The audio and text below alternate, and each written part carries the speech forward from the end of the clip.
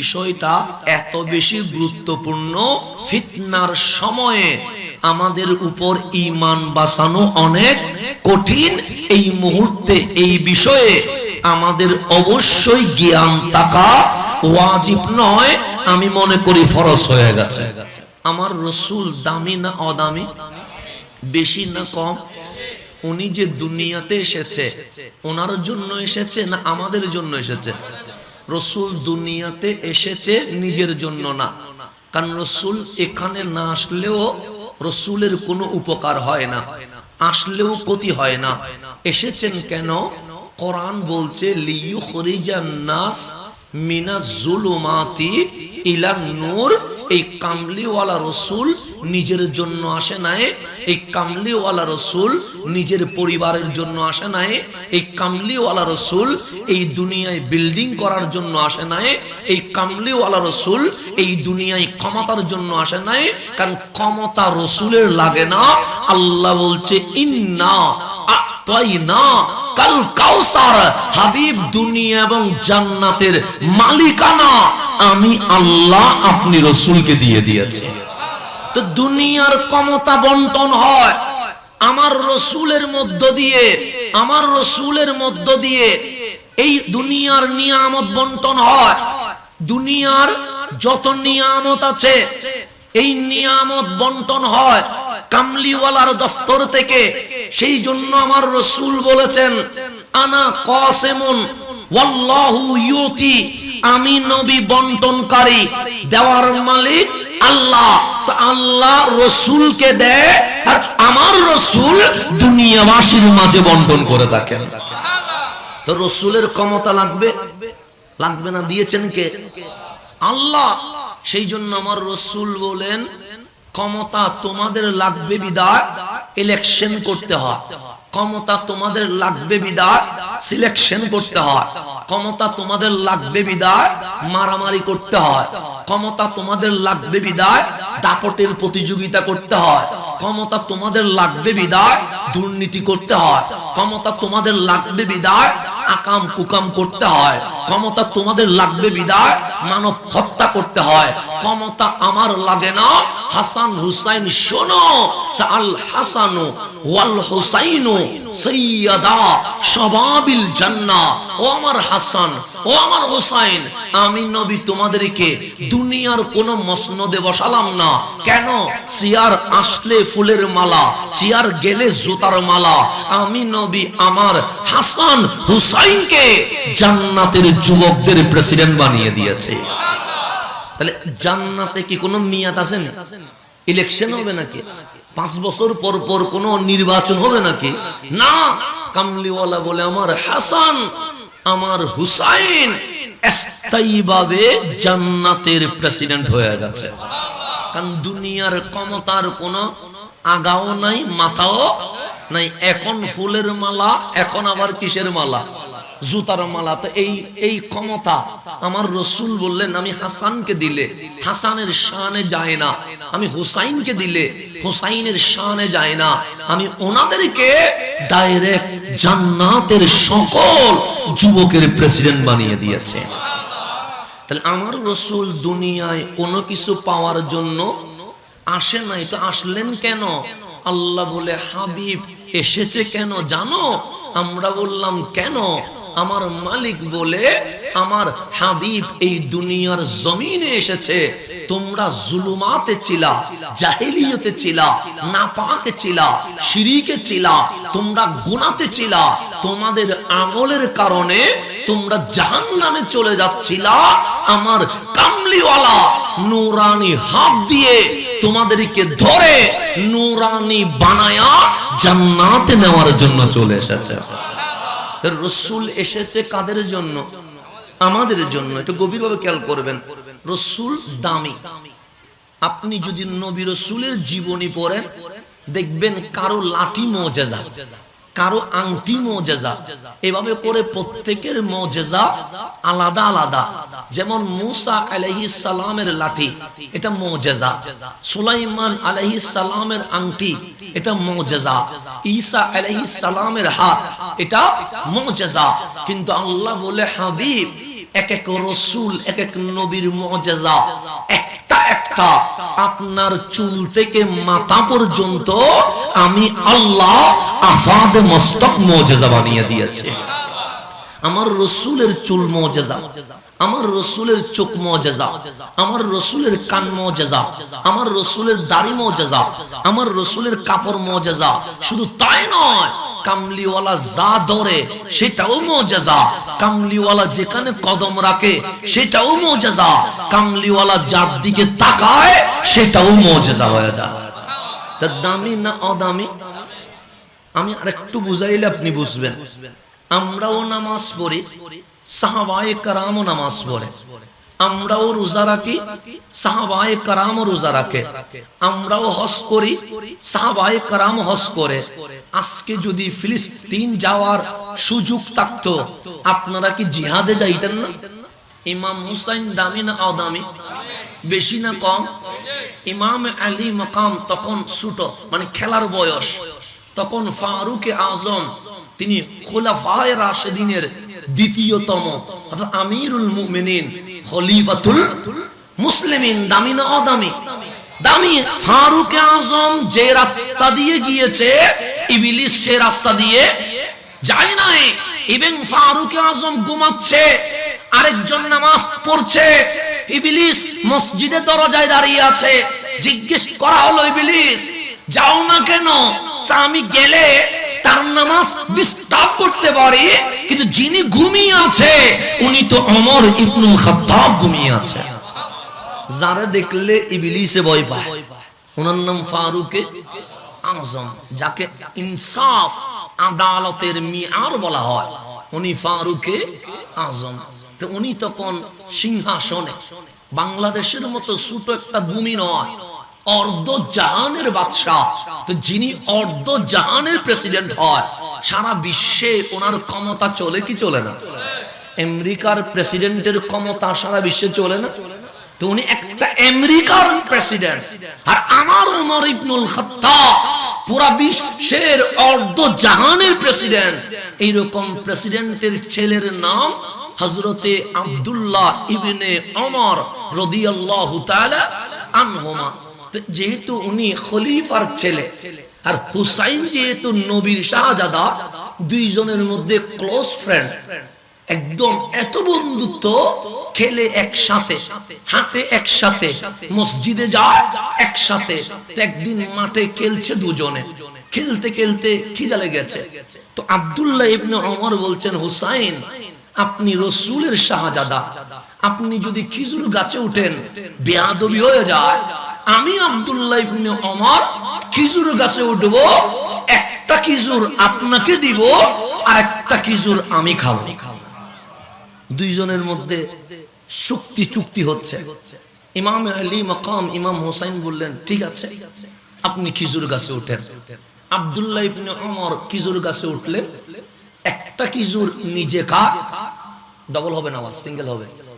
একটা খেজুর নিজে খায় আর একটা খেজুর হযরত ইমাম হুসাইনকে দেয়। তো মাঝে মাঝে আমাদের কিছু ভুল হয়ে যায় কি হয় না? হয়। তো হযরত আব্দুল্লাহ ইবনে ওমর খেয়াল করে নাই, একটা লো কোয়ালিটির খেজুর, মানে খারাপ কোয়ালিটির খেজুর বুলুক্রমে হুসাইনকে দিয়ে দিয়েছে। তো হুসাইন তো ইমামুশ শুহাদা, হুসাইন তো কারবালার শহীদ, মাথা একটু গরম। খারাপ খেজুর হাতে পরামত্র বলছে, গোলামের ছেলে গোলাম, ভালো খেজুর নিজে খাও, খারাপটা হুসাইনকে দাও। আব্দুল্লাহ ইবনে ওমরের মাথা গরম হয়ে গেছে। হুসাইন কি বলেছো? সে গোলামের ছেলে গোলাম বলেছি। আব্দুল্লাহ ইবনে ওমর খেজুর গাছ থেকে নেমে গেছে, দিলেন দৌড় বাবার কাছে, ডাক দিয়ে বললেন, বাবা আজ ছেলে হিসেবে বিচার নিয়ে আসি নাই, মদিনার নাগরিক হিসেবে বিচার নিয়ে এসেছি। ফারুক আজম বললেন, কি বলবা? হুসাইন আমারে কি বলেছে জানেন? যে কি বলেছে? যে গোলামের ছেলে গোলাম বলেছে। আমি তো গোলামের ছেলে গোলাম নয়, আমি তো অর্ধ জাহানের বাদশা ওমর ইবনুল খাত্তাবের ছেলে হয়ে জন্ম নিয়েছি। তো প্রেসিডেন্টের ছেলে কি হবে? রাজা হবে? উনি কি গোলাম হবে? হুসাইন আমাকে গোলামের ছেলে গোলাম বলেছে। হযরতে ফারুক আজম বলেন, হুসাইন বলেছে? হ্যাঁ। তুমি কি কানে শুনেছো? হ্যাঁ। বাবা বিচার করতে হবে, আমি খলিফার ছেলে, আমি কোন গোলামের ছেলে গোলাম নয়। হযরতে ফারুক আজম বললেন, বাবা বিষয়টা অনেক বড় বিষয়, এটা গড়ে এনে বিচার করলে হবে না, তা আগামী জুমায় সকল মুসল্লির সামনে আপনি এবং হুসাইন থাকবেন, সেখানে আমি বিচার করে দিব।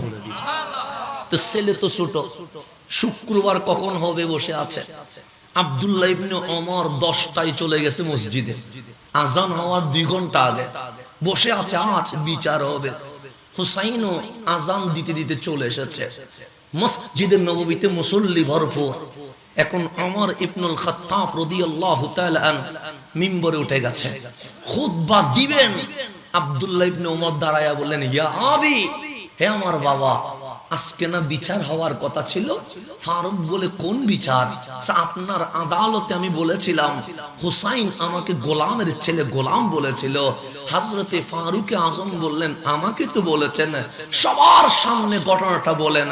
আব্দুল্লাহ ইবনে ওমর বলেন, আমি আর হুসাইন খেলছিলাম, প্রতিমধ্যে খিদা লেগে গেছে, আমি উপরে উঠে খিজুর পাড়ছিলাম, আমার খেয়াল না করা অবস্থায় বেখিয়ালে একটা খারাপ খিজুর হুসাইনের হাতে চলে গেছে। হুসাইন গরম হইয়া আমার গোলাম ইবনে গোলাম, গোলামের ছেলে গোলাম ডেকেছে, সবার সামনে আমিরুল মুমিনিন বিচার করবে। ফারুক আজম বলেন, এক পক্ষের কথা শুনে বিচার তো করা যাবে না, হুসাইন আপনি দাঁড়ান। হুসাইন দাঁড়িয়ে গেছেন। আব্দুল্লাহ ইবনে ওমর বলছে, আপনি নাকি গোলামের ছেলে গোলাম বলেছেন? হুসাইন বলেন, হ্যাঁ বলেছি তো। মুখে বলেছেন, হ্যাঁ, আমি যদি কাগজ আর কলম দেই লিখে দিতে পারবেন? হ্যাঁ পারবো। কিভাবে লিখবেন? আমি লিখবো, ওমর ইবনুল খাত্তাব হচ্ছে আমার নানা জান রহমাতুল লিল আলামিনের গোলাম, আর এই গোলাম থেকে যেটা জন্ম নিয়েছে তার নাম আব্দুল্লাহ ইবনে ওমর, সেই কারণে আব্দুল্লাহ ইবনে ওমর গোলামের ছেলে গোলাম। আমার ফারুক বলেন, কাগজ আর কলমটা একটু হুসাইনকে দেন, হুসাইন লিখে দিক। হুসাইন লিখতেছেন, হযরতে ওমর ইবনুল খাত্তাব আমার নানা জান রহমাতুল লিল আলামিনের গোলাম, সেই গোলাম থেকে জন্ম নিয়েছে আব্দুল্লাহ ইবনে ওমর। সেই জন্য আব্দুল্লাহ ইবনে ওমর যেহেতু ফারুক আজমের ছেলে, সেই কারণে উনিও গোলামের ছেলে গোলাম লিখে দিয়েছেন। যখন কাগজটা ওমর ফারুকের কাছে এসেছেন রাদিয়াল্লাহু তাআলা আন, উনি বললেন, স্বাক্ষর তো করেন নাই, তা স্বাক্ষর করে দেন যে আপনি বলেছেন। উনি হুসাইন ইবনে আলী স্বাক্ষর করে দিয়েছে। ফারুক বলে, বিচার হয়ে গেছে। আব্দুল্লাহ ইবনে ওমর বলে, বুঝি নাই। আব্দুল্লাহ ইবনে ওমরকে ডাক দিয়ে বললেন, হে আমার নবীর সাহাবী, সাক্ষী থাকো, হুসাইন আমাকে কামলিওয়ালার গোলাম বলেছে। আমি যখন মারা যাব আমার কাফনের ভেতরে এই কাগজটা দিয়ে দিও, আমি অন্ধকার কবরে আমার রাসূলের সামনে দাঁড়িয়ে বলবো, ইয়া রাসূলুল্লাহ, ওমর কিছু আনতে পারে নাই, কিন্তু হুসাইনের সার্টিফিকেট নিয়ে চলে এসেছে।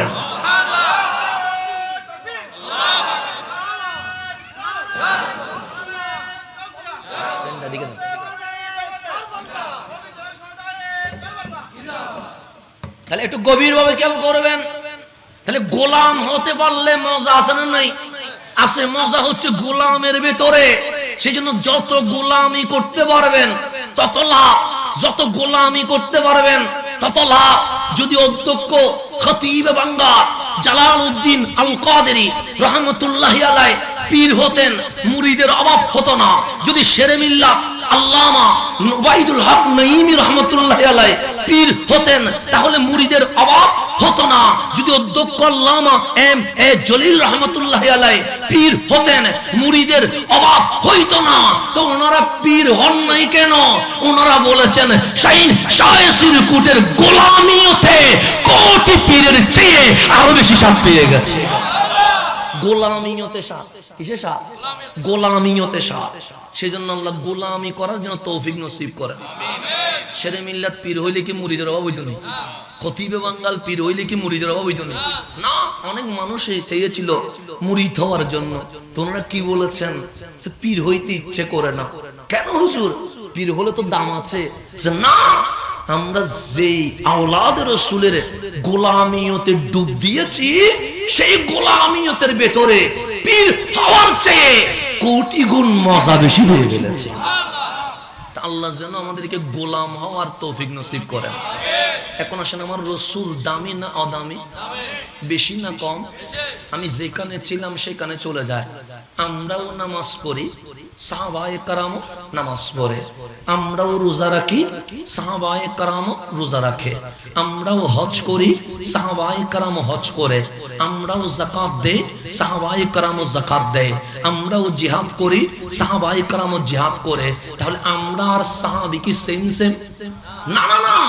একজন সাহাবীর একটা সিজদাকে যদি এক পাল্লায় রাখা হয়, আর আমাদের কোটি সিজদাকে যদি আরেক পাল্লায় রাখা হয়, একজন সাহাবীর সিজদা কোটি গুণ দামি হয়ে যাবে। কথা ঠিক না? সিদ্দিক আকবরের এক রাত, কয় রাত? এক রাত। আমরা এরকম কত রাত কাটাচ্ছি, তার কোন হিসাব আছে? নাই। আম্মা জান আয়েশা সিদ্দিকা তাহেরা রাদিয়াল্লাহু তাআলা আনহা, উনি আসমানের দিকে চেয়ে আছেন। আমার রাসূল আম্মা জান আয়েশাকে বেশি ভালোবাসতেন। আমার কামলিওয়ালা উপরে তাকিয়ে আছেন। আম্মা জান আয়েশা বলে, ইয়া রাসূলুল্লাহ, আপনি কি দেখছেন? আমার রাসূল হাসি দিয়ে বলে, আয়েশা যা দেখে আমি নবীও তা দেখি। তা আয়েশা কি দেখছো? চাঁদ, পূর্ণিমার চাঁদ কত ঝিলমিল করছে, আমি ওই চাঁদের দিকেও তাকাচ্ছি, আর আমার পাশেও একটা চাঁদ ঝিলমিল করা শুরু করে দিয়েছে। তো আমি ভাবছি এটা সুন্দর না এটা সুন্দর, এটা ভাবছি। আমার কামলিওয়ালা বলে, রেজাল্ট কি? আমি যখন ওই চাঁদকে জিজ্ঞেস করছি, চাঁদ তুমি সুন্দর নাকি আমার কামলিওয়ালা সুন্দর? তো চাঁদ মেঘের আড়ালে লুকায়া বলছে, আমি সুন্দর নয়, তোমার পাশে শুয়ে থাকা ওই রাসূল বড় সুন্দর। সেই জন্য মদিনাবাসী বলছে, তালাকাল বাদরু আলাইনা, মা তুমি বলেছো পূর্ণিমার চাঁদ সুন্দর। খোদার কসম, আজ যেই নবী মদিনায় ঢুকেছে, এটাই আসল পূর্ণিমার চাঁদ, এটা মদিনায় উদিত হয়ে গেছে। আমার নবীর চেয়ে সুন্দর আর কিছু? তো পূর্ণিমার রাতে তারকারাজি ঝিকিমিকি করে কি করে না? তো মা আয়েশা বললেন, ইয়া রাসূলুল্লাহ, তারকা কয়টা হবে? আমার কামলিওয়ালা বলে, গণে শেষ করা যাবে না। আচ্ছা, তারকার কি কোনো দোষ আছে? আমার রাসূল বলেন, কোনো দোষ নাই। কলঙ্ক আছে? নাই। তা আমার কামলিওয়ালাকে আম্মা জান আয়েশা বলে, একটা প্রশ্ন করব? সে করেন।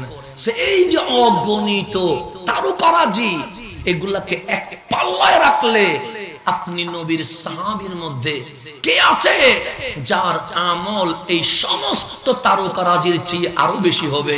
আমার রাসূল বললেন, আমার ওমরের আমল আরেক পাল্লায় রাখলে, সমস্ত তারকারাজি আরেক পাল্লায় রাখলে আমার ওমরের আমল বড় দামি হয়ে যাবে। আমার ওমরেরটা ভারী হবে। আম্মা জান আয়েশা হাসতে হাসতে মুখ কালো হয়ে গেছে, চোখের মধ্যে পানি টলটল করছে। আমার রাসূল বললেন, আয়েশা, আমি তো তোমাকে কাঁদানোর জন্য উত্তর দেই নাই, তুমি কাঁদছো কেন? তখন আম্মা জান আয়েশা বলে, আমার বাবাকে আপনারে কম ভালোবাসে? দিনেও আমার বাবা, রাতেও আমার বাবা। আপনি বাজারে, আমার বাবা বাজারে। আপনি জিহাদে, আমার বাবা জিহাদে। আপনি যেখানে, আমার বাবা সেখানে। আমার বাবাই তো বলেছে, আন-নাযরু ইলা ওয়াজহিক, আমি আবু বকর এই চোখ দিয়ে দুনিয়া দেখতে চাই না, জান্নাত দেখতে চাই না, এই চোখ দিয়ে শুধু আমার কামলিওয়ালা রাসূলকে দেখতে চাই। আমার রাসূল বললেন, বুঝে গেছি, তুমি চেয়েছিলে এই জায়গায় আমি যেন আবু বকরের নামটা বলি, নাম বলি নাই, তাই রাগ করেছো? হ্যাঁ, আজকে যদি আমার বাবার নাম বলতেন আমি খুশি হয়ে যেতাম। তখন আমার রাসূল বলেন, আয়েশা, তুমি যদি তোমার বাবারে না চেনো, দোষ কি আমার? গারে সুরে তোমার বাবা আমার সাথে 3 দিন ছিল, আর 3 দিন লাগবে না, ওই 3 দিনের একটা রাত যদি এক পাল্লায় রাখা হয়, সমস্ত সাহাবায়ে কেরামের আমলকে যদি আরেক পাল্লায় রাখা হয়, আমার আবু বকরের এক রাতের আমল কোটি গুণ দামি হয়ে যাবে। কোটি গুণ। কয় রাতের আমল? আপনি সিদ্দিক আকবরকে জিজ্ঞেস করেন ওই রাতে কি নামাজ পড়ছিলেন? না। রোজা রাখছিলেন? না। হজ করছিলেন? না। যাকাত দিয়েছিলেন? না। তো কি করছিলেন? সে কোলে কামলিওয়ালা ছিল আর দুই চোখ দিয়ে শুধু নবীকে দেখতেছিলাম। নবী দেখার প্রেম ছিল।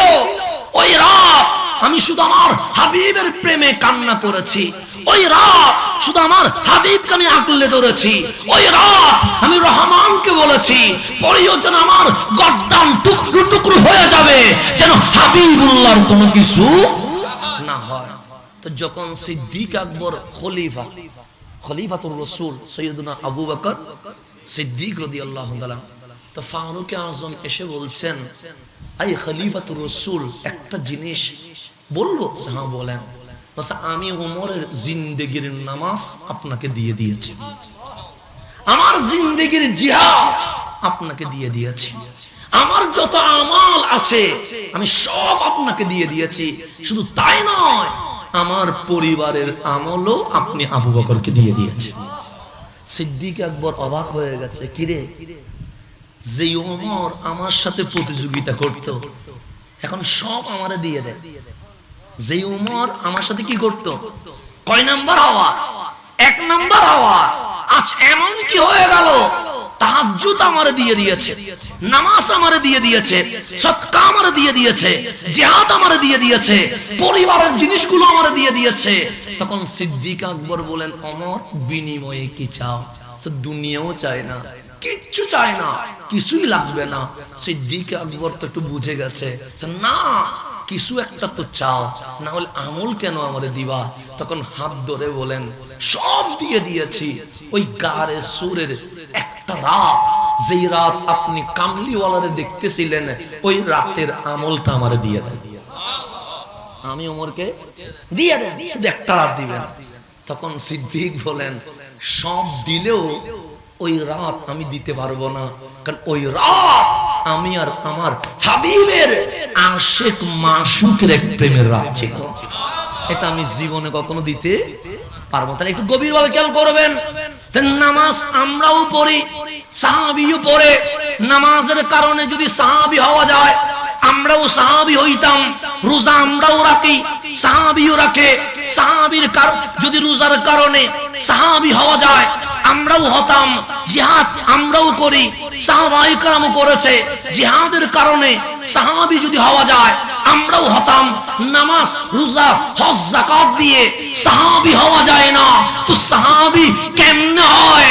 সে কামলিওয়ালা রাসূল হাসি মুখে 2 চোখ দিয়ে যারে একবার দেখছে ওনারে সাহাবী বানিয়ে দিয়ে দিয়েছে। এটা হচ্ছে দিদারে রাসূল। কিসের রাসূল? আমার রাসূলের সুখের পাওয়ার মুজিজা এত দামি, হাসি মুখে আবু বকরের দিকে তাকিয়েছে, আবু বকর নয়, সিদ্দিক আকবর হয়ে গেছে। হাসি মুখে ওমর ইবনুল খাত্তাবের দিকে তাকিয়েছে, এটা আর ওমর ইবনুল খাত্তাব নাই, এটা ফারুক আজম হয়ে গেছে। হাসি মুখে হযরতে ওসমানের দিকে তাকিয়েছে, এটা আর ওসমান নাই, যুন্নুরাইন হয়ে গেছে। হাসি মুখে আলীর দিকে তাকিয়েছে, এটা আলী নাই, এটা মাওলায়ে কায়নাত হয়ে গেছে। হাসি মুখে আনসার ও মুহাজির 1.5 লক্ষ সাহাবীর দিকে তাকিয়েছে, আর ওনারা দুনিয়ায় সাধারণ নাই, অসাধারণ জান্নাতি হইয়া রাদিয়াল্লাহু আনহুম হয়ে গেছে। এটার নাম সাহাবী। এটার নাম কি আপনারা বুঝেছেন? এটা ক্লাস ধরেন না, আমি বোঝানোর জন্য আপনাকে এতগুলো ঘোরাচ্ছি, যে নাহলে ঘোরানোর কোনো দরকার নাই। এটা সাহাবী আমলে হয় না, সাহাবী কামলিওয়ালার নজরে হয়। আজকে বাংলাদেশে অনেকে সাহাবায়ে কেরামের সমালোচনা করে, আছে না নাই? আছে। সাহাবায়ে কেরামের দোষ ত্রুটি চর্চা করতে চায়, খোলাফায়ে রাশিদিনের পবিত্র চরিত্রে কলঙ্ক দিতে চায়। তো ওনাদেরকে আমরা বলতে চাই, সাহাবী আমলে হয় না, সাহাবী নজরে হয়। সেই জন্য সাহাবায়ে কেরামের সমালোচনা উম্মতে মুহাম্মাদের উপর হারাম হয়ে গেছে। উম্মতে মুহাম্মাদের উপর কি হারাম? আপনি এটা কখনো সমালোচনা করতে পারবেন না। এখন আসেন একটু বোঝায়, আমাদের দাঁড়িয়ে আছে না নেই? আমার দাড়ি একটু, এটাকে কি বলে, ফ্যাশানো টাইপের আর কি, এটার আপনারা কি বলেন, কোকড়া বলেন আর কি। আমার দাড়িটা হচ্ছে পেঁচানো টাইপের, সেজন্য ছোটো মনে হয়। অনেকে বলে হুজুর মনে হয় স্টাইলিস্ট মনে হয়, দাড়ি ছোটো রাখে।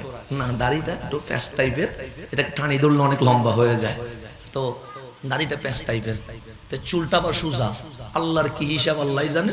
মাথায় চুল দিছে আল্লাহ সুজা, কিন্তু দাড়ি দিছে কি ফ্যাশানো। আমি ভাবি কি রে, একটা মাথা, এই মাথার মধ্যে মওলা কত আর্ট করে দিছে। চুল দিছে সুজা, এটা কোনো কাকড়া নাই, ফুল সুজা স্ট্রেট, দাড়ি দিছে কি। আমি নিজে নিজে ভাবি আমার একটা মাথার মধ্যে মওলা এত আর্ট কেমনে করলো। চুল দিল সুজা, দাড়ি দিল কাকড়া। হঠাৎ সূরা রহমান যখন করলাম, উত্তর পেয়ে গেছি, ফাবি আই আলাই রাব্বিকুমা তুকাজ্জিবান। হাসান, এখনো তুই অবহেলা করছিস, এখনো তুই বেঈমান রয়ে গেছিস। তোর চুল আর দাড়ি দেখ, চুল আমি সোজা করে দিয়েছি, দাড়ি কোকড়া করে দিয়েছি। এখনই তো সময় তুই সিজদায় নুবাইয়া সুবহান রাব্বিয়াল আলা করতে থাক। আল্লাহ এভাবে করে অনেক ঈমানি নিদর্শন দিয়েছেন। আমি যখন, এটা একটা অপ্রাসঙ্গিক কথা, তারপর আপনাদেরকে বোঝার জন্য বলছি। ক্লাস 8-এ আমাদেরকে পড়ানো হয়েছে কুল সিরু ফিল আরদ, তোমরা জমিনে ভ্রমণ করো। কোথায় ভ্রমণ করবে? জমিনে। কেন? জমিনে আল্লাহর কুদরত আছে, আল্লাহর নিদর্শন আছে, আল্লাহর শায়ের আছে, আল্লাহর আয়াত আছে। জমিনে ঘুরলে কেউ বেঈমান থাকতে পারে না। জমিন দেখে সে মাওলার পরিচয় পেয়ে অটোমেটিক মুমিন হয়ে যাবে। এটা আল্লাহ সিস্টেম। তো তখন ক্লাস 8-এ তো ছোট, এত কিছু বুঝি না। তা আল্লাহ বলছে জমিনে ঘুরলে আল্লাহর পরিচয় পাওয়া যায়। কক্সবাজার গেছি, কিছুই বুঝতেছি না। সেন্ট মার্টিন গেছি, কিছুই বুঝতেছি না। রাঙ্গামাটি খাগড়াছড়ি গেছি, কিছুই বুঝতেছি না। সিলেটের জাফলং গেছি, কিছুই বুঝতেছি না। আলিম শেষ, কিরে মালিক বলছে সিরু ফিল আরদ, জমিনে ভ্রমণ কর, আমার কুদরত খুঁজে পাবি। তা আমি তো কিছুই পাই না। রাঙ্গামাটি গেলে পাহাড় দেখি, কক্সবাজার দেখলে সমুদ্র পানি দেখি, কিন্তু আমি তো বুঝতেছি না। খোদার কসম, যখন মিশরের সেই নীলনদ আরব ভূমধ্য সাগরের সেই মিলন কেন্দ্রে মারাজাল বাহরাইনে ইয়ালতাকিয়ান, ওই জায়গায় গেছি, আমি আমার মাওলার কুদরত খুঁজে পেয়েছি। যদি বলেন হুজুর বুঝি নাই, আমি বুঝতে বলছি। এটা কি? পানি। এটার মধ্যে কোনো কিছুই নাই, পানি। কথা ঠিক না? পানির মধ্যে যদি লবণ মিশাই দিই, এটার পানি আছে, এটা কি হয়ে যাবে? পোরসালাইন হয়ে যাবে, লবণাক্ত হয়ে যাবে। চিনি মিশাইলে শরবত মিষ্টি হয়ে যাবে। চা পাতা মিশাইলে, গরম পানি দিলে চা হয়ে যাবে। তাহলে পানির কাজ, যেটা মিলাবেন সেটা কি করে ফেলবে? মিশে যাবে। এটার নাম হচ্ছে পানি। যা মিলাবেন, ময়লা মিশাইলে সে ময়লা হয়ে যাবে, পরিষ্কার করলে সে পরিষ্কার হয়ে যায়। পানি যেদিকে পারে সেই দিকে করা যায়। তো মিশরের মধ্যে একটা জায়গা আছে যেটার নাম মাজমাউল বাহরাইন, যেখান থেকে হিজর আলাইহিস সালাম উঠে এসেছিল, মুসা আলাইহিস সালামের সাথে কথা বলেছিল, যেখানে ফেরাউনকে মাওলা সুবাইয়া মেরেছিল, যে স্থানে আমার মালিক মুসা আলাইহিস সালামকে লাঠির বাড়ি দিয়ে রাস্তা বানায়া সমুদ্র পার করায়া অন্য দেশে নিয়ে গিয়েছিল। এই জায়গাটা অনেক বরকতময় জায়গা। ওখানে এখন পিলার করা আছে, লেখা আছে এখানে কি কি ঘটছে। ওই জায়গায় যখন পৌঁছলাম, সেখানে দেখলাম নীল নদ শেষ। কি নদী? নীল নদ। আপনারা নীল দরিয়ার অনেক গান শুনছেন। নীল নদ শেষ। নীল নদের পানি হচ্ছে মিঠা, যেই পানি দিয়ে মিশর সহ 7টি দেশ চলে। কয়টা দেশ? আমরা তো বাংলাদেশে পানি আর পানি, এটা নিয়ামক। কিন্তু আপনি যখন আরব দেশ, আফ্রিকায় যাবেন, সেখানে কোনো পানি, পানির অপর নাম জীবন, এটা বাংলাদেশে বুঝবেন না। পানির অপর নাম জীবন, এটা মিশর, আফ্রিকা, আরব দেশে গেলে বুঝবেন। অনেক কঠিন জিনিস। মানে নীল নদ একটা নদী, এটা দিয়ে দেশ চলে কয়টা? 7টা দেশের মানুষ পানি খায়, পান করে এক নদীর পানি দিয়ে, এটার নাম নীল নদ। নীল নদ যেখানে শেষ, এখান থেকে একটা সমুদ্র শুরু হয়েছে, এটার নাম হচ্ছে বাহরে মুতাওয়াসসিত, আরব ভূমধ্য সাগর। এখান থেকে শুরু। মাঝখানে কোনো আইল নাই, যেটা আমরা সিরিঙ্গি ভাষায় বলি। মাঝখানে কোনো দেওয়াল নাই, মাঝখানে কোনো পার্টিশন নাই। নীল নদের পানি মিঠা, আরব ভূমধ্য সাগরের পানি কক্সবাজারের মতো লবণ মুখে দেওয়া যায় না। কিন্তু আপনি যখন মাজমাউল বাহরাইনে যাবেন, যেটা আল্লাহ সূরা রহমানে বলছে মারাজাল বাহরাইনে ইয়ালতাকিয়ান, দুইটা সমুদ্র একাকার হয়ে গেছে। ওই জায়গায় টিন নাই, দেওয়াল নাই, পার্টিশন নাই, নীল নদের মিঠা পানি আরব ভূমধ্য সাগর লবণে যায় না, লবণের পানি মিঠাতে ঢুকে না। আমি দেখে আশ্চর্য হয়ে কিছুক্ষণ তাকিয়ে আছি, হাত দিয়ে দেখি দেওয়ালও নাই, ইটও নাই, টিনও নাই, পার্টিশনও নাই। কিন্তু আমার মন বলছে কিরে, আমার পানিতে যদি লবণ লাগায় লবণ মিশে যাবে, চিনি লাগালে চিনি মিশে যাবে, কিন্তু নীল নদের মিঠা পানি লবণে ঢুকে না, আর ভূমধ্য সাগরের লবণের পানি মিঠাতে ঢুকে না। কারণ কি? তখন আমাকে মনে হচ্ছে সমুদ্র বলছে মারাজাল বাহরাইনে ইয়ালতাকিয়ান, দুইটা সমুদ্র একাকার হয়ে গেছে, মাঝখানে কোনো দেওয়াল নাই, পার্টিশন নাই, টিন নাই, লবণের পানি মিঠাই যায় না, মিঠা পানি লবণে যায় না। তো মালিক বলছে কিয়ামত পর্যন্ত যাবে না। কেন? আমি আল্লাহ একবার হুকুম করে রেখেছি, নীল নদ আরব ভূমধ্য সাগরে ঢুকতে পারবে না, আরব ভূমধ্য সাগর নীল নদে ঢুকতে পারবে না। ভাবি আই আলাই রব্বিকুমা তুকাজ্জিবান, বান্দা এটা দেখার পরেও তুই কেন বেঈমান থাকবি? ঘোষণা কার? তাহলে এরকম দুনিয়াতে আল্লাহর নিদর্শন আছে না নাই? আছে। ফেরাউন দেখলে যদি বেঈমান থাকেন, এরপরও যদি আর আপনার ঈমান আনার দরকার কি? ফেরাউনকে দেখার পরে কেউ বেঈমান থাকবে? এরপরেও ফেরাউন দেখে অনেকে ঈমান আনতেছে না, আছে না নাই? আছে। অনেক ইহুদি খ্রিস্টান আছে যারা ফেরাউনকে দেখার পরেও কি আনতেছে না, ঈমান আনছে না। যার 16 কোটি সৈন্যবাহিনী ছিল। কয় কোটি? 16 কোটি। কার? ফেরাউনের। বাংলাদেশের যত মানুষ ফেরাউনের সেনাবাহিনী তত মানুষ মিশর কাঁপাই ফেলছে, কেউ আওয়াজ করতে পারে নাই। যখন বলেছে আনা রব্বুকুমুল আলা, আমার চেয়ে বড় কোনো রব নাই। পাশের মন্ত্রী বলছে কেমনে বললেন আপনি বড় রব? আমার কোনোদিন সর্দি হয় নাই, গায়ের জ্বর হয় নাই, আমার ক্ষমতায় বিশ্ব কাঁপে, আমি যদি রব না হই রব হবে কে? সুতরাং আমি বড় রব। এরকম দাফটওয়ালা ব্যক্তি শুয়ে আছে, কোনো মেডিসিন দেওয়া হয় নাই, কোনো প্রকার কিছুই হয় নাই, জাস্ট এইভাবে আল্লাহ শোয়াই রাখছে। সেখানে আরো অনেক মমি আছে, সবগুলোতে মেডিসিন দেওয়া, শুধু ফেরাউনের মমিতে কোনো মেডিসিন নাই। আপনি দেখলেই বুঝবেন সমস্ত মমিতে মেডিসিন দেওয়া, ফেরাউনের তাতে মেডিসিন নাই। কেন? আল্লাহ বলে বিশ্ব এক সময় কাঁপিয়েছিল, দেখ কিভাবে আমি আল্লাহ তার অসহায় করে রেখে দিয়েছি। এরপরেও তুই কি আমি আল্লাহর উপর ঈমান আনবি না? আল্লাহ আর কিভাবে বুঝাবে? আপনার জন্য বুঝানোর আর কোন জায়গা রাখছে? এরপরেও যদি ঈমান না আনে, তার চেয়ে হতভাগ্য দুর্ভাগ্য এই জমিনে আর। তাহলে এখন একটু গভীরভাবে খেয়াল করবেন। আমি দাড়ির কথা বলছিলাম, তাহলে আমরা যদি দাড়িকে এভাবে করি, 1-2টা দাড়ি চলে আসে, আসে না? আসে। এখন আমি দাড়িকে এভাবে করে যদি 2টা দাড়ি যদি চলে আসে, আমি যদি হুজুরকে বলি এটা হাদিয়া দিলাম আপনারে, উনি কি খুশি হবে? উনি বলবে কি শুরু করছে, দাড়ি 2টা আমার হাদিয়া দে, আর কিছু খুঁজি পাই নাই, তো উনি নিক্ষেপ করে ফেলে দিবে। আমাদের চুল কি কেউ নেবে না? দাড়ি কি কেউ নিবে না? কারণ এটার কোনো মূল্য নাই। কিন্তু কামলিওয়ালা মসজিদে নববীর বারান্দায় বসা, বাবরি কাটা চুল, দাড়ি মোবারক আস্তে আস্তে করে লড়ছে, এমন অবস্থায় নূরানি হাত দিয়ে এইভাবে করছেন, 2টা দাড়ি মোবারক এসে গেছে। সিদ্দিক আকবরকে ডাকলেন, আবু বকর তাল, ও আমার আবু বকর এদিকে এসো, আমার 2টা দাড়ি মোবারক তোমাকে হাদিয়া দিলাম। আমার 2টা দাড়ি তোমাকে কি করলাম? রাসূলের দাড়ি মোবারক কে পাইছে? সিদ্দিকে খুশি হয়ে বলছেন, ইয়া রাসূলুল্লাহ, আমি তো চুল থেকে নখ পর্যন্ত পুরা নবীটারে গড়ে নিতে চাইছিলাম, পুরাটা নিতে না পারলেও অন্তত অংশ তো পায়া গেছি। এই 2টা দাড়ি মোবারক আমার জীবনের সর্বোচ্চ অর্জন হয়ে গেছে। দাড়ি ভাইয়া ইত হয়ে গেছে।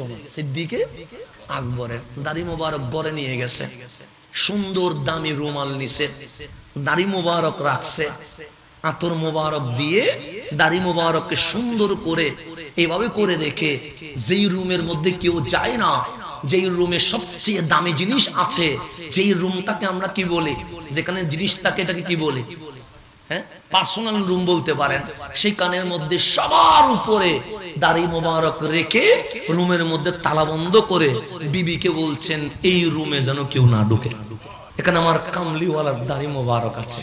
তো এতটুকুতে স্টোর রুমের মধ্যে রেখে দিয়ে উনি চলে গেছেন। পরের দিন ওই রুমের পাশ দিয়ে যখন যাচ্ছে, হঠাৎ দেখতেছেন রুম থেকে কে যেন কোরআন শরীফ পড়তেছে। উনি অবাক হয়ে গেছে, কি রে, রুম তো তালা মারা, ভেতরে তো কেউ নাই, কোরআন পড়ছে কে? তালা খুলে ভিতরে ঢুকছে, কোরআনের আওয়াজ বন্ধ হয়ে গেছে। একদিন যায়, 2 দিন যায়, 3 দিন যায়, 1 সপ্তাহ এই ঘটনা ঘটে। এখন গেলেন রহমতুল্লিল আলামিনের দরবারে, ডাক দিয়ে বললেন, নবী গো, আমার সাথে আশ্চর্য ঘটনা ঘটছে। কি ঘটছে? আমার ঘরে একটা রুম আছে যেটা তালা মারা, কেউ ঢুকে না, কিন্তু সেখান থেকে কোরআনের আওয়াজ আসতে শুরু করছে। আমার রাসূল বলেন, কতদিন ধরে ঘটছে? সপ্তাহ খানিক ধরে ঘটছে। রুমে কি আছে? রুমে তো অনেক দামি দামি জিনিস আছে, কিন্তু আপনি যে 1 সপ্তাহ আগে 2টা দাড়ি মোবারক দিয়েছিলেন, এটা আমি বড় যত্ন করে ওই রুমের মধ্যে উপরে রেখে দিয়েছি। কামলিওয়ালা বলে, বাস আবু বকর, এখনো নবী চিনো নাই? আরে কোরআন কোন মানুষে পড়ে নাই, আমার দাড়ি মোবারক কোরআন পড়তে শুরু করে দিয়েছে।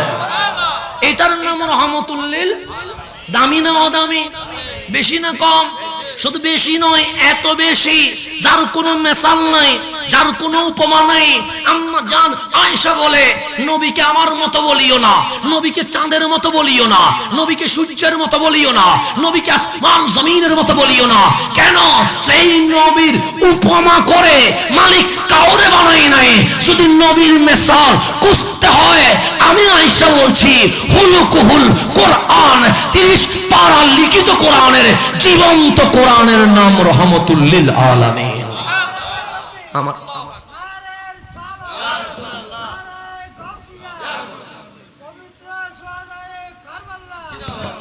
সেই রাসূলের, আমি একটু গভীরভাবে খেয়াল করবে, সেই রাসূলের আওলাদ একটা মক্কায় হয়েছে আর একটা মদিনায় হয়েছে। একটার নাম কাসেম আর একটার নাম ইব্রাহিম আলাইহিস সালাম। ওনারা বড় হন নাই, ছোট মাসুম অবস্থায় আমার মালিক নিয়ে গেছে। দিলেনও আল্লাহ, নিলেনও আল্লাহ, কিন্তু বড় হয় নাই। আমাদের সমাজে ছোট বাচ্চা যদি মারা যায়, মা বাবা কান্না করে না হাসাহাসি করে, এটার চেয়ে বড় কষ্ট আর হতে, কারণ বাবা লাশটা নিয়ে যাচ্ছে, মা তার দুধের শিশুকে কবরস্থ করছে, এটার চেয়ে বড় কষ্ট মা বাবার হতে পারে। ছেলে বাবার কাফন নিতে পারে, কিন্তু বাবা যখন ছেলের খাটি আলগা, বাবার এর চেয়ে বড় দুঃখ এই জমিনে আর হতে। আমার রাসূল নিজের হাতে মক্কায় কাসেমকে দাফন করেছেন। মদিনা আমার কামলিওয়ালার ডান হাতে হুসাইন, ডান হাতে কে? বাম হাতে হযরত ইব্রাহিম। 2 জনের কোলে নিয়ে আমার রাসূল কতক্ষণ হুসাইনের ঘ্রাণ নেয়, কতক্ষণ ইব্রাহিমের ঘ্রাণ নেয়, কতক্ষণ হুসাইনের সুমুদে, কতক্ষণ ইব্রাহিম রে সুমুদে, কতক্ষণ হুসাইন রে বুকে লাগায়, কতক্ষণ ইব্রাহিম রে বুকে লাগায়, কিলকিল করে হাসছে। আল্লাহ ডাক দিয়ে বললেন, জিবরিল, আমার নবীটা হাসে কম, কাঁদে বেশি, আজকে হাসতেছে, তোমার কেমন লাগছে? সুন্দর লাগছে। আমার আমি আল্লাহর কাছে কেমন লাগছে জানো? কেমন? দুপুরের সূর্য জমিনকে যেভাবে আলোকিত করে ফেলে, আমার নবীর হাসি আজ আরশ আল্লাহ পর্যন্ত আলোকিত করে ফেলেছে। আল্লাহ বলছেন, জিবরিল, বন্ধু কি বন্ধুর কাছে চাইতে পারে? অবশ্যই চাইতে পারে। আমি এখানে আসলাম, মানিব্যাগ ফেলে আসছি, হয় না মাঝে মাঝে, তো আমি কি যাত্রার থেকে টাকা খুঁজবো যে ভাই আমার গাড়ি ভাড়া নাই, গাড়ি ভাড়াটা দেন? বলবো? আমি কাকে বলবো? আমি যেমন খতিব সাহেব হুজুরকে চিনি, তো ওনাকে যখন চিনি, ওনার সাথে আমার যখন একটা আন্তরিকতা আছে, আমি ওনাকে বলবো, ভাইজান 500টা টাকা দেন, আমি মানিব্যাগটা ফেলে আসছি। মানুষ আপন থেকে খুঁজে না পর থেকে খুঁজে। ছেলে যখন প্রবাসে যায়, মা ছেলে থেকে দাবি করতে পারে, বাবা ছেলে থেকে চাইতে পারে, বউ স্বামী থেকে চাইতে পারে, সন্তান তার বাবা থেকে চাইতে পারে, বন্ধু বন্ধুর কাছে চাইতে পারে। তা আল্লাহ বলেন জিবরিল, বন্ধু কি বন্ধুর কাছে চাইতে পারে? সে অবশ্যই চাইতে পারে। সে হাবিবের ডানে কে? সে হুসাইন, বামে কে? ইব্রাহিম। দুইটা ফুল হাবিব রেখে দিয়েছে। হ্যাঁ, তো গিয়ে বলো না, একটা হাবিবের কাছে তাক আর একটা মাহবুবকে দিয়ে দে। একটা হাবিবের কাছে রাখো আর একটা বন্ধুকে দিয়ে দিক, দুইটা রেখে দিবে হাবিব। এটা কেমন কথা? হাবিবরে বলো দুইটা থেকে যেই কোনো একটা দিতে। আমি বলবো না হুসাইনকে দেন, আমি বলবো না ইব্রাহিমকে দেন। তুমি গিয়ে বলবে বন্ধু বন্ধুর কাছে চাইতে পারে, আচ্ছা মাহবুব হাবিবের কাছে চাচ্ছে। হাবিব দুইটা ফুলের মধ্যে একটা ফুল হাবিবের কাছে রাখবে আর একটা ফুল হাবিব খুশি মনে মাহবুবকে দিয়ে দিবে। জিবরিল এসে গেছে, ডাক দিয়ে বললেন বেশি ভালোবাসেন তাদেরকে? হ্যাঁ, একটা হুসাইন আর একটা ইব্রাহিম। বলছেন মালিক তো একটা জিনিস চেয়ে বলছে, কি? ফুল কয়টা? দুইটা। দুইটা কি একজনের কাছে রেখে দিও মানা? একটা হাবিবের কাছে থাকবে আর একটা মাহবুবকে দিতে হবে। এখন বলেন কোনটা রাখবেন, কোনটা দিবেন? বলেন। হাবিব হুসাইনের দিকে তাকায়া বলছেন জিবরিল, হুসাইনকে যদি দিয়ে দিই আমিও কাঁদবো, আলীও কাঁদবে, ফাতেমাও কাঁদবে, হাসানও কাঁদবে। আমি সইতে পারি না ফাতেমার কান্না। হুসাইনকে রেখে দিয়েছি, ইব্রাহিমকে দিয়ে দিয়েছি। এই দিতে দেরি, দুই এক দিনের মধ্যে নিয়ে গেছে। কে? আল্লাহ। মাত্র দুধের শিশু, ওনার মায়ের নাম উম্মুল মুমিনিন মারিয়া কিবতিয়া রাদিয়াল্লাহু তাআলা আনহা। বাচ্চা হারায়া কান্না করছে। আমার রাসূল বলেন মারিয়া কাঁদছো কেন? বলছি ইয়া রাসূলুল্লাহ, আমার ছেলে ইব্রাহিম তার অধিকার আছে 2 বছর দুধ পান করার, মালিক দিল দুধের পান করার বয়সটাও দিল না, নিয়ে গেল। আমার হাবিবে রহমান রাহমাতুল লিল আলামিন নিজের নূরানি হাত মারিয়া কুতিয়ার মুখে রেখে বলছে এরকম বলে না, এরকম বলে না, আমি নিজে দেখতেছি আমার মাওলা ইব্রাহিমকে নিয়ে জান্নাতুল ফেরদাউসে হুরে গলমানের কোলে দিয়ে হুরের মাধ্যমে দুধ পান করানো শুরু করে দিয়েছে। ইব্রাহিমকে নিয়ে গেছে। এখন রাসূলের কোন শাহজাদা আছে?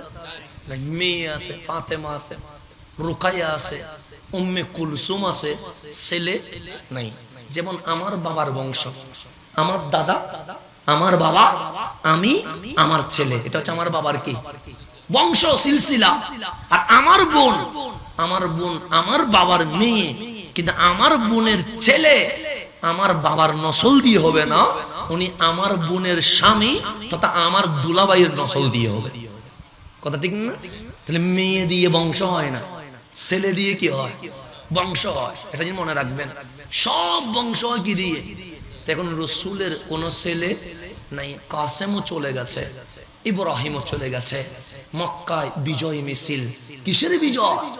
নবী তো আফতার, নির্বংশ, ওনার কোনো ছেলে নাই। অপেক্ষা করো, এই রাসূল মরলেই কোরআন থাকবে না, ইসলাম থাকবে না, আল্লাহর জিকির থাকবে না। এই নবীর নাম নেওয়ার মতো কোন মানুষ কেন? নবীর মেয়ে তো বিয়ে হয়ে গেছে আলীর সাথে, আর ওসমানও যুন্নুরাইনের সাথে। মেয়ে তো চলে গেছে স্বামীর ঘরে, রাসূলের কোনো ছেলে নাই। যখন মক্কায় বিজয় মিছিল হচ্ছে, মদিনায় মুনাফিকরা মিষ্টি বিতরণ করে বলছে নবীর নাম বংশ মুছে যাবে। আমার কামলিওয়ালার কাছে নিউজ চলে এসেছে, মদিনায় মসজিদে বারান্দায় হেলান দিয়ে চোখের পানি ছেড়ে দিয়েছে। আল্লাহ ডাক দিয়ে বলছেন হাবিব সব মানতে পারি, আপনি নবীর চোখের পানি মানতে পারি না। ছেলে নিয়ে নিচে কাঁদছেন, না আপনি নিয়ে খুশি, আমি দিয়ে খুশি, তো কাঁদছেন কেন? মক্কায় বিজয় মিছিল করে বলেছে আমি নাকি নির্বংশ। মদিনার মুনাফিক বলছে আমি মারা যাওয়ার পর ইসলাম আর থাকবে না, ঈমান আর থাকবে না, কোরআন আর থাকবে না, ইয়া রাসূলুল্লাহর স্লোগান থাকবে না, নারায়ে তাকবীর থাকবে না। তখন আল্লাহ ডাক দিয়ে বললেন হাবিব আপনি আমাকে প্রশ্নের উত্তর দেন, আদম আলাইহিস সালামের ছেলে শীশ আলাইহিস সালাম কি নবী হয় নাই? হ্যাঁ নবী হয়েছে। হযরতে ইয়াকুবের ছেলে ইউসুফ আলাইহিস সালাম কি নবী হয় নাই? অবশ্যই হয়েছে। হযরতে ইব্রাহিমের ছেলে হযরতে ইসমাঈল কি নবী হয় নাই? অবশ্যই হয়েছে। তা আপনি কে? আমার কামলিওয়ালা খাতেমুল আম্বিয়া, আমি শেষ নবী। তা আপনার পর কি কোনো নবী আসবে? আসবে না। তা আপনার ছেলে যদি বড় হয় কি হবে? উম্মত হবে। নবী হলে কি হবে? নবী হলে খতমে নবুয়ত থাকবে না। ওরা যদি নবী হয় খতমে নবুয়তের ইজ্জতে আঘাত হবে। আর ওরা যদি উম্মত হয়, আদমের ছেলে যদি নবী হয়, ইব্রাহিমের ছেলে যদি নবী হয়, ইয়াকুবের ছেলে যদি নবী হয়, আমার কামলিওয়ালা সৈয়দুল আম্বিয়ার ছেলে যদি নবী রাসূল না হয়, আমার নবীর ইজ্জতে আঘাত আসবে। আমি আল্লাহ খতমে নবুয়তে আঘাত দিতে পারবো না, আমার নবীর ইজ্জতেও আঘাত দিতে পারবো না। ছেলে দিলাম, বিশ্ববাসীকে জানিয়ে দিয়েছি এই নবী এমন নবী, মেয়েও জন্ম দিতে পারে, ছেলেও জন্ম দিতে পারে। নিয়ে নিলাম, উম্মত হলে নবীর ইজ্জতে আঘাত আসবে। আমি আল্লাহ আমার মুস্তাফার ইজ্জতে আঘাত দিতে পারবো না।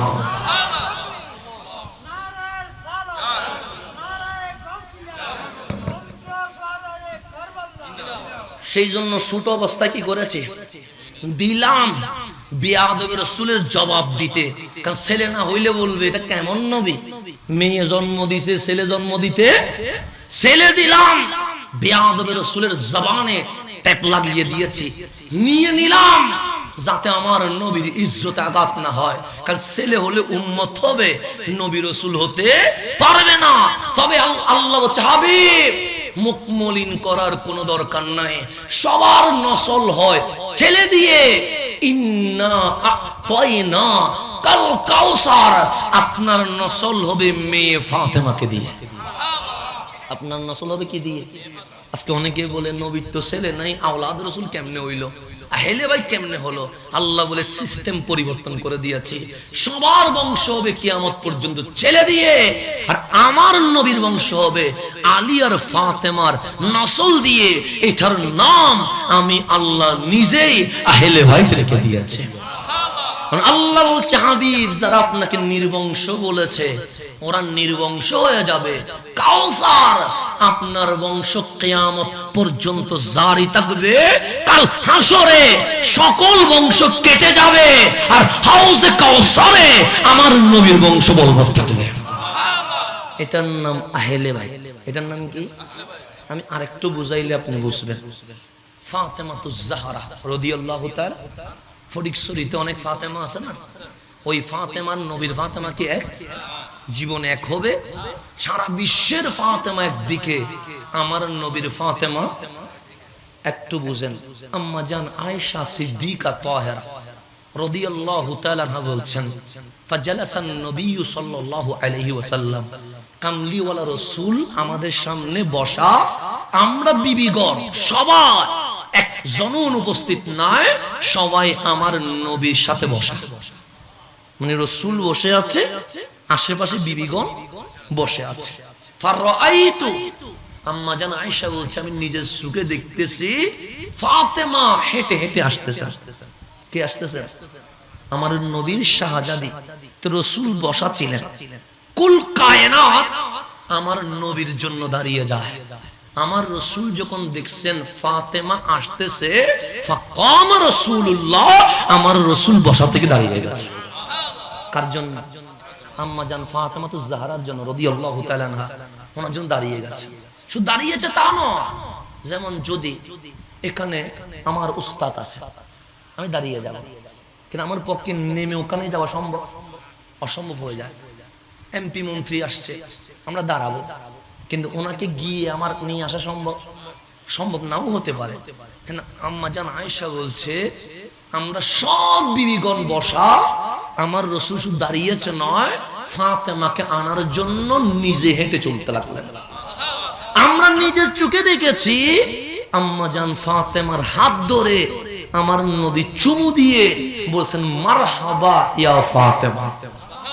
হাত ধরে নিয়ে এসে রসুল যেখানে বসছেন ঠিক আম্মা জান ফাতেমাকে সেখানে বসিয়ে দিয়েছেন।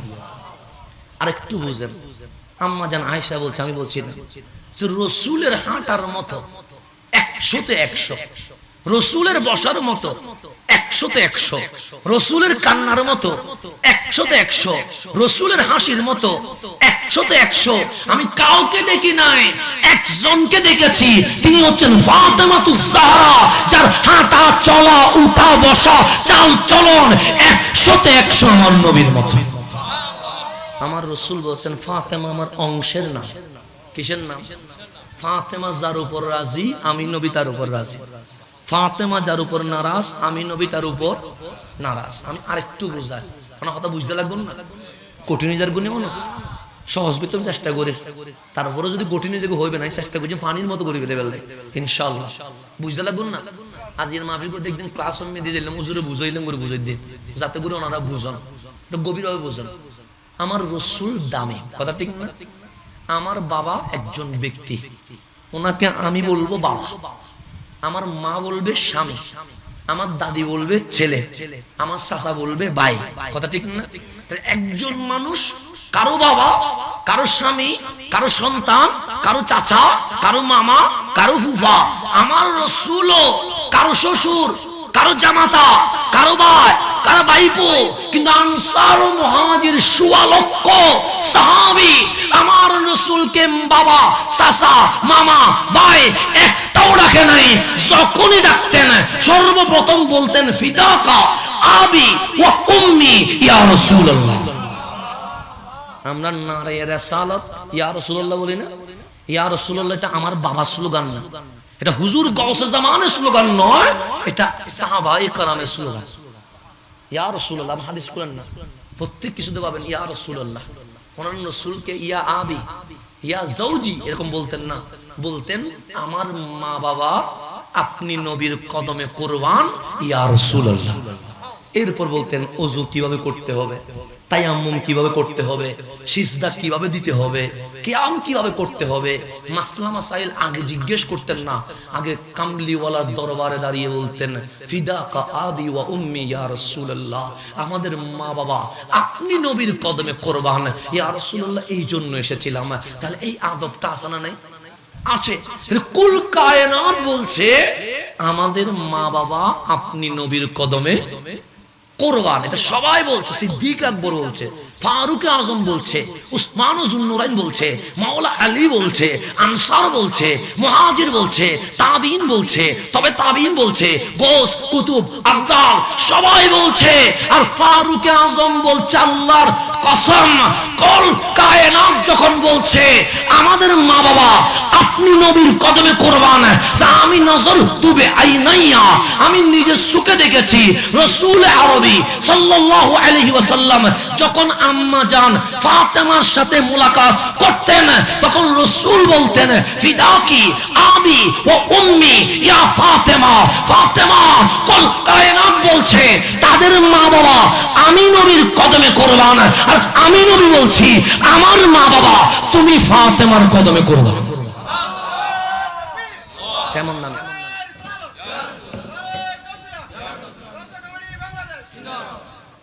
রাসূল বলছে আমার মা আমেনা, আমার বাবা আব্দুল্লাহ, ফাতেমা তোমার কদমে কুরবান হয়ে যাক। কে বলছেন রহমতুল্লিল? কাকে বলছেন? মেয়েকে বলছেন, মেয়েকে বলছেন। কেমন মা? আপনি এখন মা ফাতেমা বললে মাঝে মাঝে রাগ করে ফেলেন। যাকে রাসূল মা ডেকেছে, যাকে হুসাইন মা ডেকেছে, যাকে হাসান মা ডেকেছে, যাকে জাইনুল আবেদিন মা ডেকেছে, ওনাকে মা না ডাকে কারে মা ডাকবেন? কথা ঠিক না? আল্লাহ যেন আমাদেরকে বুঝার তৌফিক নসিব করে। এই আম্মা জান ফাতেমার নসল থেকে যে আওলাদ বের হয়েছে এটার নাম আহলে বাইত। এটার নাম কি? এটা কতটুকু আসবে? আল্লাহর রাসূল বললেন উম্মত আখিরি জামানা বড় ফিতনার জামানা। কিসের জামানা? তোমার হাতে তুমি জ্বলন্ত আগুনের কয়লা রাখতে পারবা কিন্তু বুকে ঈমান রাখতে পারবা না। দাজ্জালি ফিতনা হবে, ইয়াজুজ মাজুজের ফিতনা হবে, চতুর্দিক থেকে বাতিল এজিদি হামলা হবে। এই সময় ঈমান রাখা কঠিন হবে। তো তোমাদের উপর যখন হামলা হবে চতুর্দিক থেকে তোমাদের উপর আক্রমণ হবে। আজকে ফিলিস্তিনে আমাদের উপর আক্রমণ হচ্ছে, ইয়ামানে আক্রমণ হচ্ছে, সিরিয়ায় আক্রমণ হচ্ছে, আফ্রিকায় আক্রমণ হচ্ছে, হিন্দুস্তানে আক্রমণ হচ্ছে, চতুর্দিকে আমাদের উপর অ্যাটাক হবে। মাত্র শুরু হয়েছে, কিন্তু চতুর্দিকে আমরা মাইর খাবো। খেতে খেতে খেতে খেতে আমাদের পিঠ দেওয়ালের সাথে লেগে যাবে। কামলিওয়ালা বলে নিরাশ হইও না, ওই জামানায় এসে আখিরি ইমাম ইউকাল আল মাহদি, ইমাম মাহদি এসে এক দিনের ভেতরে সারা বিশ্বে ইসলামী খেলাফত কায়েম করে ফেলবে। ওনার নাম মানুষ বলবে ওনাকে ইমাম মাহদি। কি বলবে? ইউকাল মানে ওনার লকব হবে, ওনাকে মানুষ ডাকবে আল মাহদিও, মাহাদি। কিন্তু ওনার নাম মাহাদি না। যেমন আপনি বলছেন হাসান আজহারি, আজহারি কি আমার নাম? না, এটা আমার সার্টিফিকেটও নাই, এটা আমার আইডি কার্ডও নাই, এটা আমার পাসপোর্টেও নাই। কিন্তু যখন লিখে সৈয়দ মোহাম্মদ হাসান, মানুষ জিজ্ঞেস এটা কোন হাসান? যদি বলে আজহারি, তখন আমাকে বোঝে তো এটা আমার নাম না, এটা ইউকাল, মানুষ বলে, এটা মানুষে বলে। কিন্তু এটা আমার বাবা দেওয়া নাম নয়, এটা আমার মায়ের দেওয়া নাম নয়। এটা ঠিক এইভাবে ইউকাল, মানুষ বলবে ওনাকে মাহাদি, কিন্তু ইসমুহু কা ইসমি, ওনার নাম হবে আমার নামে মুহাম্মদ। নাম কি? মুহাম্মদ। ওনার মায়ের নাম আমার মায়ের নামে আমেনা, ওনার বাবার নাম আমার বাবার নামে আব্দুল্লাহ। উনি আসবেন মদিনায়, মদিনায় যখন ফিতনা হবে ওনাকে মদিনার রাজা বানানোর জন্য ট্রাই করা হবে। উনি এই রাজা না হওয়ার জন্য পালায়া মক্কায় চলে আসবে। মক্কায় এসে যখন খানায়ে কাবার সামনে বসবে, কাবার চত্বরে যারা তাওয়াফ করবে ওরা ওনাকে চিনে যাবে। চিনার পর ওনাকে জোর করবে আপনি মাহাদি, উনি বলবে না। আপনি মাহাদি, উনি বলবে না। আমার রাসূল যে নিদর্শন দিয়েছে যখন দেখবে এটা মিলে গেছে তখন ধরে ফেলবে। আপনি লুকায়েন না, আপনি মাহাদি। উনি বলবে হ্যাঁ আমি মাহাদি। সর্বপ্রথম খানায়ে কাবার চত্বরে উনি বায়াত করাবে। বায়াতের সংখ্যা হবে 313 জন। কয়জন? 313 জন। উনি কে? আম্মা জান ফাতেমা বসা, আম্মা জান আয়েশা বসা। আমার রাসূল বলেন মাহাদি কার নসল দিয়ে আসবে জানো? আম্মা জান আয়েশা বলেন না জানি না। আমি বলে দিব? হ্যাঁ বলে দেন। আল মাহদিয়ু মিন ইতরাতি মিন ওয়ালাদি ফাতেমা। ফাতেমা যে আখেরি জামানায় মাহাদি আসবে, তাহলে ভাই আমি নবীর পরিবার, তুমি ফাতেমার শেষ আওলাদ, তুমি ফাতেমার শেষ আওলাদ আসবে। তাহলে মাহাদি আহলে বাইত আওলাদে রাসূল। আমি আরেকটু বোঝানোর জন্য, আপনারা কি পেরেশান হচ্ছেন? আমি আরেকটু বুঝাই। আজকে যারা মাহফিল করতেছে ওদের নাম কি? গাউসিয়া কমিটি বাংলাদেশ, কথা ঠিক না? আচ্ছা ধরেন আমার বাবা, উনি আমাকে নিয়ে ভাবেন, ছেলে তো আমি, ভাবেন না? তো একটা বাবা চাইবে আমি মারা যাওয়ার পর আমার ছেলে যেন মানুষের দ্বারে দ্বারে হাত না পাতে। তো যেই বাবা কেউ ছেলের জন্য গাড়ি কিনে দেয়, কেউ ছেলের জন্য বাড়ি কিনে দেয়, কেউ ছেলের জন্য একটা পুকুর করে দেয়, কেউ ছেলের জন্য চলার মতো কিছু টাকা রেখে দেয়।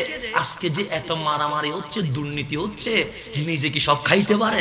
কাদের জন্য? ছেলেদের জন্য, বউয়ের জন্য, সন্তানের জন্য। এগুলো করতে গিয়ে ইজ্জত সম্মান সব মাটি হয়ে যাচ্ছে। এই 12 লক্ষ টাকা ছাগল নিয়ে আপনারা যা কাহিনী দেখলেন, সব তো দেখছেন, কথা ঠিক না? প্রশ্নপত্র ফাঁস নিয়ে আপনারা দেখলেন। এগুলো দিয়ে কি হয়? মানুষ চলতে কি কোটি টাকা লাগে না? সন্তানকে কিছু করে দেওয়ার জন্য। আমি চলে গেলে ওরা যেন হাত না পাতে। তা আল্লাহ বলে তোর হালাল পদ্ধতিতে ব্যবস্থা করে দে। আরেকজনের মাথায় বাড়ি দিয়ে যদি করতে চাস, আমি মাওলা তোকে দুনিয়াতেও বেজ্জত করব, আখিরাতেও বেজ্জত করব। কারণ আরেকজনের মারি তোমার ছেলেরা কি তুমি আরামে রাখতে পারবা? অসম্ভব জিনিস। জুলুম করে জালেম কখনো শান্তিতে থাকতে পারে না। আল্লাহ জালেমের পক্ষে থাকে না, আল্লাহ মজলুমের পক্ষে থাকে। হ্যাঁ 2-3 বছর হয়তো বা কষ্ট পাবে, কিন্তু জালেমকে আল্লাহ শেষ করে দিবে। দুনিয়াতেও বেজ্জত, আখিরাতেও। এজিদের কবর কোথায় কেউ জানে? জানে? জানে না। কেন? এজিদের কবর যদি মানুষ জানতো, ওই কবরে গিয়ে মানুষ পায়খানা পেশাব করত, কথা ঠিক না? তো এমন নর্দমায় আল্লাহ নিয়ে গেছে, এজিদ নাম মানুষের রাখবে দূরের কথা, কুত্তার নাম পর্যন্ত মানুষ এজিদ রাখে। কতজন কত কুত্তার নাম রাখে, বিউটি সিউটি কত কিছু রাখে, কিন্তু আমি এই জীবনে কোন কুত্তার নাম এজিদ রাখছে এটাও দেখিনি। মানুষের নাম এজিদ রাখা দূরের কথা, কুকুরের নামও কি রাখে না, এত নিকৃষ্ট নাম। বলছে কুত্তার নাম এজিদ রাখলে আবার কুত্তা এজিদের মতো বলবে, কুত্তার নাম পর্যন্ত এজিদ রাখে না। তাহলে এরকম জালেম যে হয় সে দুনিয়াতে নিকৃষ্ট হয় কি হয় না?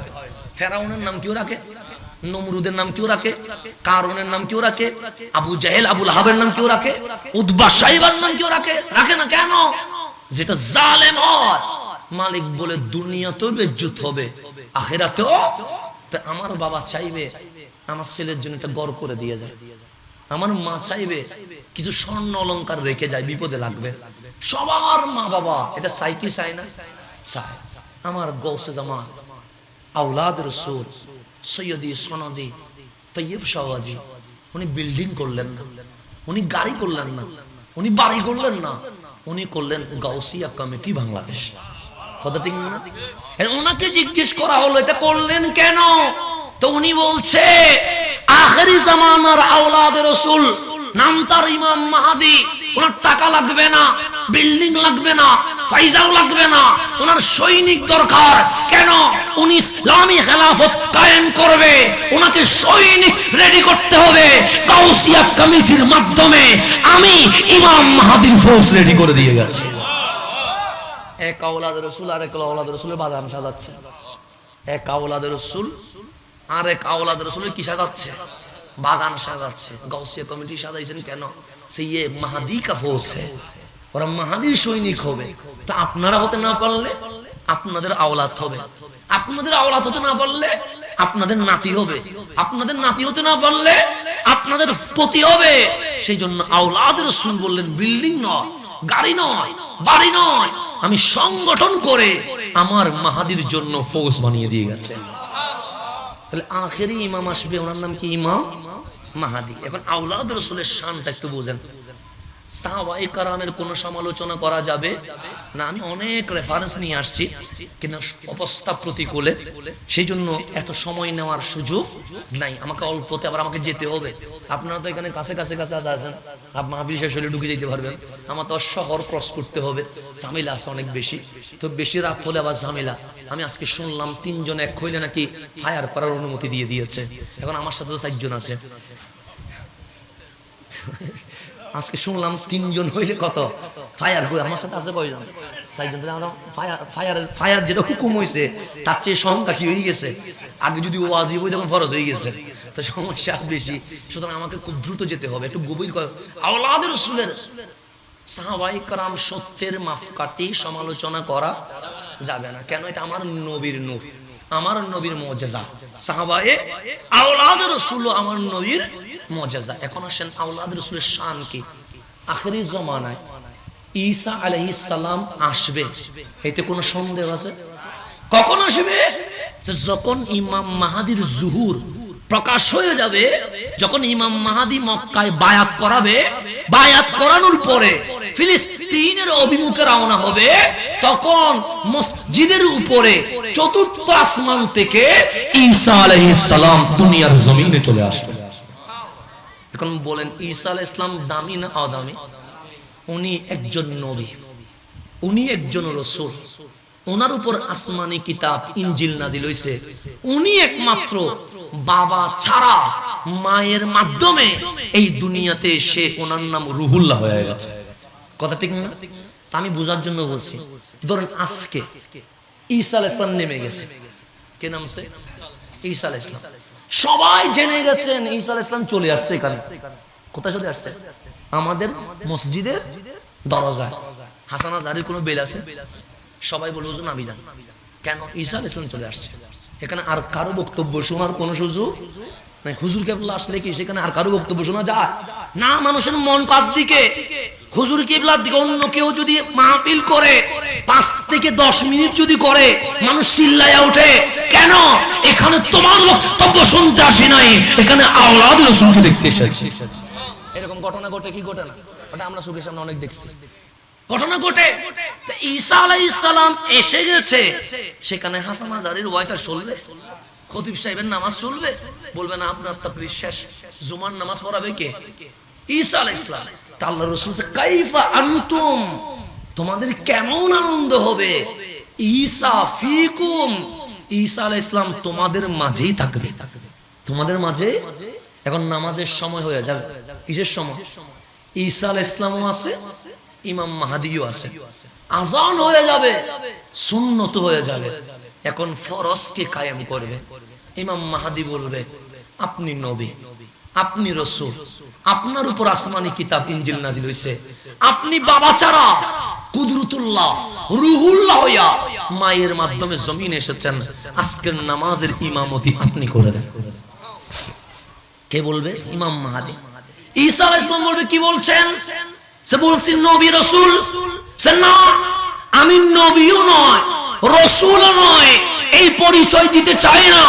আমি বড় সৌভাগ্যবান, আজ থেকে ঈসা নবীউল্লাহ না রাসূলুল্লাহ না, আজ থেকে ঈসা কামলিওয়ালা হাবিবুল্লাহর উম্মত হয়ে জমিনে এসেছে।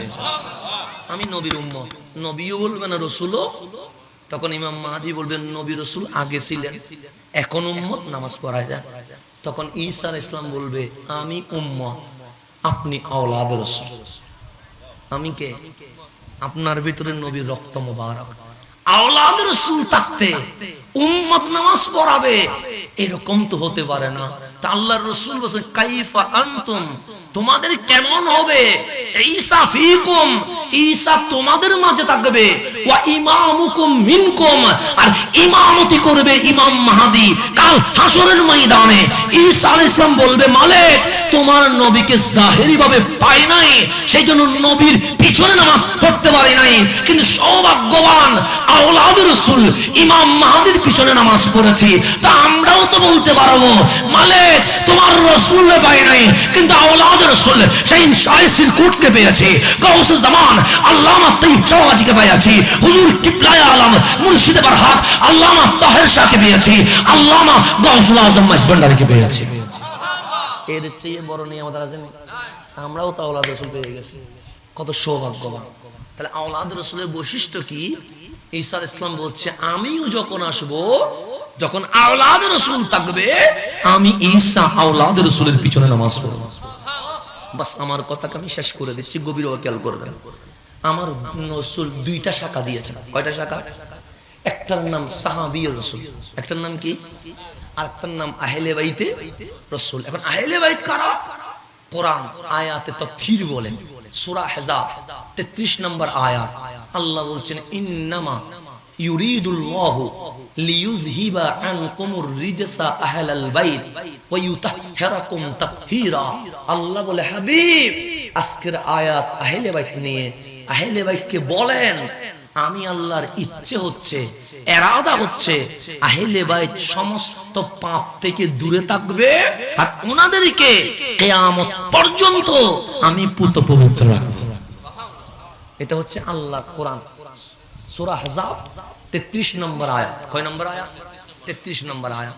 আম্মা জান আয়েশা বলছে, এটা মুসলিম শরীফের হাদিস, বলছে এই আয়াত যখন নাজিল হয়েছে ফাখারাজান নবী সাল্লাল্লাহু আলাইহি ওয়াসাল্লাম গাদাতান ওয়া আলাইহি মিরতুন মুরাহহাল মিন শারি আসওয়াদ, আমার নবীর গায়ে একটা কারুকার্যে কসিত কালো চাদর এইভাবে পরা ছিলেন।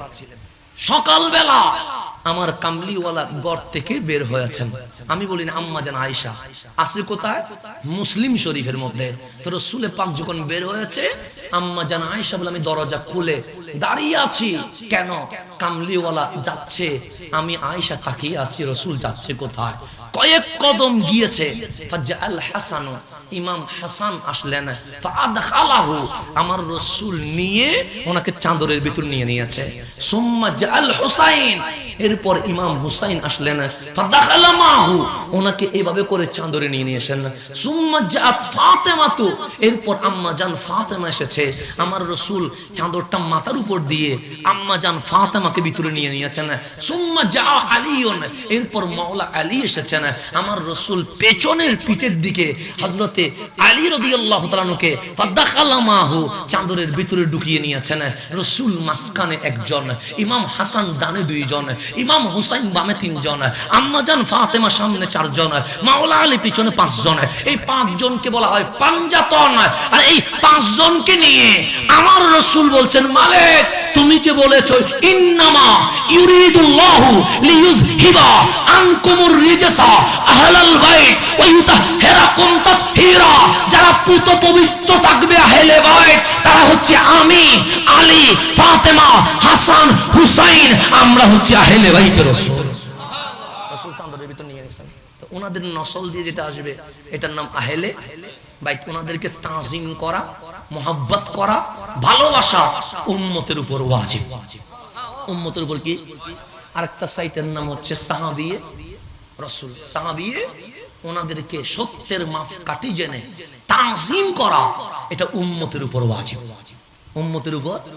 এখন আমার কথা শেষ। রাসূলের পাক দুইটা নিয়ামত দিয়েছেন। একটা সাহাবিয়ে রাসূল, যাদের শানে কোরআন বলছে রাদিয়াল্লাহু আনহুম, যাদের উপর আল্লাহ রাজি হয়ে গেছে। যাদের উপর কি রাজি হয়েছে? আল্লাহ রাজি। দেখেন আপনি সমালোচনা করছেন কেন? আপনি ওনাদের কথা, ওনাদের সমালোচনা নিন্দা করছেন কেন? আল্লাহ বলে আমি রাজি। তা আল্লাহ যদি রাজি হয় আমার কোনো অবজেকশন থাকবে? আর একটা হচ্ছে আহলে বাইতের রাসূল, যাদেরকে আল্লাহ জান্নাতের সর্দার বানাইছে। নিয়ামত দুইটা। এখন আমার রাসূল ইসলাম প্রচার করে, কি প্রচার করে? ইসলাম প্রচারে রক্ত লাগবে। কি লাগবে? বদর, উহুদ, হুনাইন, খন্দক, রক্ত লাগবে। আল্লাহর রাসূল সাহাবায়ে কেরামের রক্ত নিয়েছেন। কার রক্ত? সাহাবায়ে কেরামের রক্ত। বদরে সাহাবী, উহুদে সাহাবী, হুনাইনে সাহাবী, খন্দকে সাহাবী। ইসলাম প্রচার যেখানে কামলিওয়ালা সাহাবী রক্ত নিয়েছে, কিন্তু কারবালায় ইসলাম প্রচার নয়, এজিদের হাতে ইসলাম বন্দী হয়ে গেছে। এখানে ইসলাম রক্ষা করা, ইসলাম জিন্দা করা, যেখানে ইসলাম জিন্দা করা সেখানে আমার রাসূল সাহাবীর রক্ত নেয় নাই, পুরাটা আহলে বাইতের রক্ত নিয়েছেন। ইসলাম প্রচারে সাহাবীর রক্ত, ইসলাম রক্ষায় আহলে বাইতের দুই রক্ত নিয়ে বিশ্ববাসীকে জানিয়ে দিয়েছেন, দুই রক্ত দিয়েই আমি ইসলাম কায়েম করেছি, কাউরে বাদ দেওয়া যাবে না। দুইটারে আপন করে নেওয়া, এটার নাম আহলে সুন্নাত ওয়াল জামাত। আল্লাহ যেন আমাদেরকে বুঝার তৌফিক নসিব করে।